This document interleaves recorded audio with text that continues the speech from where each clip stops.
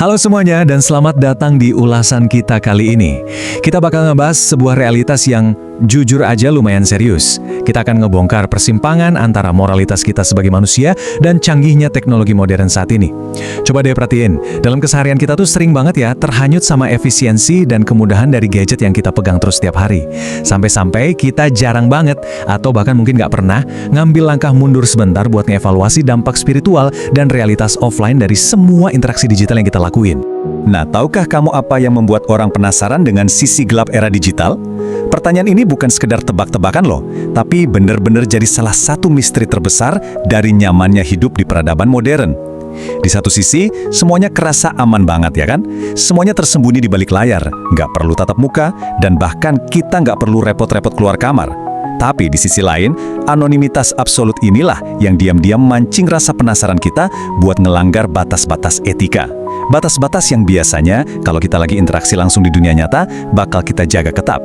Ini ngebawa kita ke sebuah kesimpulan yang benar-benar menohok. Modalnya online, mainnya online, tapi dosanya offline. Frasa ini pas banget buat ngegambarin inti dari paradoks digital yang lagi dialami masyarakat kita sekarang. Bayangin aja, tindakan yang kelihatannya serba virtual, kayak main judi di situs online atau pinjam dana cepat, itu ternyata punya konsekuensi moral, psikologis, dan finansial yang sangat nyata. Dampaknya benar-benar berwujud dan bisa menghancurkan kehidupan di dunia offline. Ruang digital mungkin ngasih kemudahan fasilitasnya, tapi dunia nyatalah yang harus nanggung semua sisa kerusakannya. Oke, kita masuk ke bagian pertama, bahaya nyata era digital dan ilusi di balik layar. Di sini kita bakal nelusurin gimana era modern ini nyiptain semacam ilusi keamanan palsu di balik layar kaca. Mari kita bandingin ilusi kemudahan ini sama realitas dampaknya. Di satu sisi, kita disuguhin akses instan yang seolah tanpa batas. Dulu nih, kalau orang mau ngajuin utang, pasti ada rasa segan, mikir 2 atau 3 kali karena harus ketemu langsung sama orangnya kan? Sekarang, batas psikologis itu runtuh total, cuma butuh beberapa klik. Tapi di sisi sebaliknya, ada konsekuensi nyata berupa kehancuran finansial dan kemerosotan moral.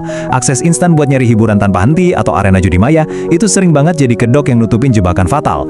Jebakan yang ujung-ujungnya ngasih penderitaan jangka panjang di kehidupan nyata kita. Jadi, pertanyaannya sekarang, gimana sih cara kita ngebentengin akal dan jiwa dari jebakan ilusi ini? Kita beralih ke bagian kedua, 3 fondasi penjaga iman untuk mempertahankan kompas moral.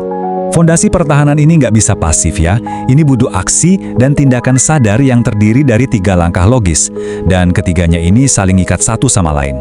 Langkah pertama itu mengaji, alias proses proaktif buat masukin ilmu dan pengetahuan fundamental ke dalam pikiran kita. Langkah kedua, mengamalkan ajaran. Artinya, teori yang udah didapat tadi harus diubah jadi aksi nyata di keseharian. Dan yang ketiga adalah berjamaah. Kenapa? Karena pertahanan sekuat apapun pasti bakal gampang jebol kalau cuma dilakuin sendirian, tanpa ada ikatan komunitas sosial yang saling dukung. Coba kita bedah lebih dalam soal langkah pertama tadi, yaitu belajar. Di tengah lautan informasi internet, gak semua konten itu cocok buat dijadiin benteng moral kita loh. Pembelajaran yang beneran jadi perisai itu harus berakar kuat pada 3 subjek fundamental. Pertama, akidah. Ini tugasnya ngebangun fondasi teologi dan keyakinan mutlak yang gak gampang goyah. Kedua, fikih.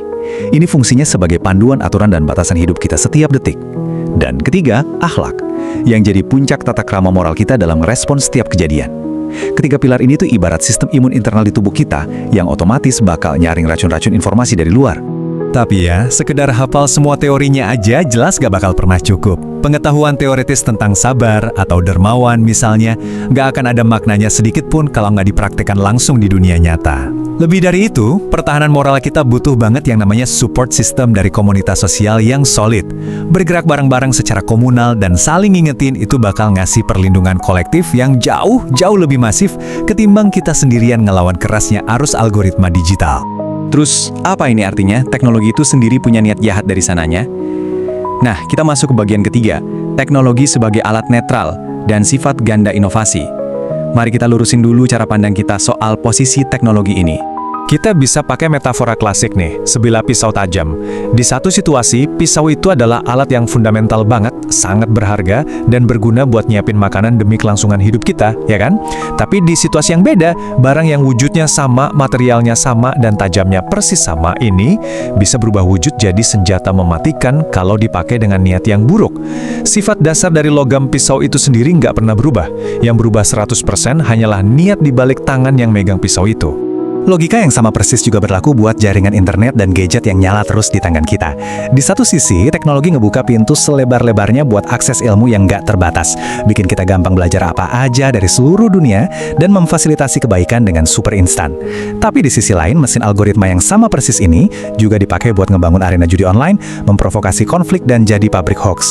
Jadi kesimpulannya jelas banget ya, teknologi itu nggak ngubah karakter seseorang jadi buruk. Alat itu semata-mata cuma ngasih eko atau memperkuat apa yang dari awal emang udah ada di dalam diri penggunanya. Lanjut ke bagian keempat, membangun benteng generasi muda sebagai tempat berlindung edukasi. Karena kita udah sadar kalau teknologi itu cuma alat penguat niat manusia, sekarang muncul sebuah kewajiban sosial yang benar-benar mendesak.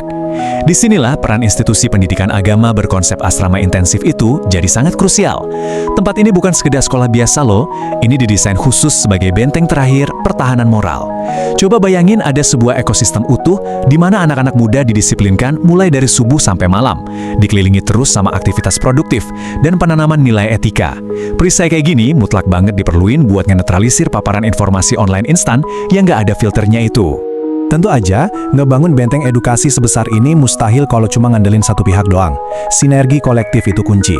Konstruksi moral kayak gini butuh kontribusi dari berbagai pilar masyarakat sesuai kapasitas maksimal mereka. Harus ada kucuran harta dari mereka yang punya rezeki finansial lebih, lalu wakaf tanah dari para pemegang aset properti, dan yang gak kalah penting, sokongan kekuasaan dari para pemegang otoritas kebijakan. Soal kekuasaan tadi, ada satu pemikiran mendalam yang perlu kita renungkan pelan-pelan.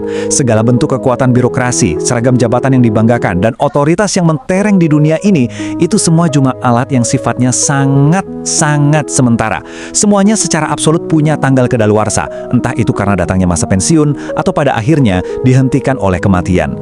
Makanya krusial banget buat siapapun yang lagi ada di puncak otoritas, buat gunain wewenang itu demi sesuatu yang berdampak positif dan awet, tepat sebelum alat kekuasaan itu lepas dari genggaman dan gak bisa dipakai lagi. Dan pemikiran itu ngebawa kita ke klimaks ulasan kita di bagian kelima ini, 3 investasi abadi dan realitas offline puncak. Ada satu kepastian mutlak yang bakal kita hadapin di ujung perjalanan nanti. Semuanya akan mati menghadap Sang Pencipta. Jabatan tinggi, tumpukan harta benda, kebanggaan duniawi, semuanya pasti tertinggal. Semua jejak digital, jumlah likes atau apresiasi maya di media sosial yang kita kejar tiap hari, nggak ada satupun yang bisa nembus batas akhir kehidupan. Di garis akhir nanti, semua atribut artifisial itu mau nggak mau harus dilepas total. Nah, biar konsep abstrak soal apa yang sebenarnya tersisa ini jadi lebih kebayang dan logis, mari kita pakai sebuah eksperimen pemikiran matematis yang simpel aja. Anggaplah ada sebuah uang kas utuh senilai 100 juta rupiah. Mari kita urut logika deduktifnya. Kalau dari total 100 juta itu, 1 jutanya didonasikan buat tujuan edukasi sosial, terus tiba-tiba di malam yang sama, takdir kehidupannya habis, ironisnya, 99 juta yang rapi tersimpan di bank itu, seketika langsung berubah status jadi hak absolut para ahli warisnya kan? Gak ada yang dibawa. Satu-satunya harta real yang secara spiritual benar-benar diklaim dan sukses dibawa ngelewatin dimensi kehidupan, ya cuma yang 1 juta yang dengan sadar dilepaskan tadi. Kekayaan abadi itu nyatanya benar-benar ada pada apa yang kita berikan, dan sama sekali bukan pada apa yang kita timbun. Berangkat dari logika matematika tadi, kerangka filosofis ini ngerumusin secara tegas kalau cuma ada 3 pilar investasi abadi yang terbukti bisa bertahan ngelewatin batas dunia fisik. Pertama, harta yang didonasikan buat kemaslahatan masyarakat luas. Kedua, ilmu pengetahuan yang diajarkan dan terus ngasih manfaat buat peradaban. Dan ketiga, generasi penerus atau anak yang dididik sampai punya integritas dan kualitas moral yang tangguh. Hanya 3 bentuk investasi inilah yang pada akhirnya ngasih imbal hasil yang murni abadi. Sebagai penutup dari analisis kita kali ini, ada satu pertanyaan provokatif yang harus kita jawab sendiri-sendiri. Di era digital yang melaju serba instan ini, investasi abadi apa sih yang sebenarnya lagi kita siapin? Saat kita ngabisin begitu banyak jam dan energi tiap harinya cuma buat moles profil online dan ngejar kenyamanan materi yang fana, udahkah kita nyisihin sumber daya buat ngebangun fondasi yang nggak kenal kata kedaluarsa? Terima kasih udah nyimak bahasan kita kali ini ya. Semoga ini bisa menginspirasi kita semua buat melihat inovasi teknologi, keseimbangan moral, dan hakikat kehidupan dari sudut pandang yang lebih sejati. Sampai jumpa di bahasan menarik kita berikutnya.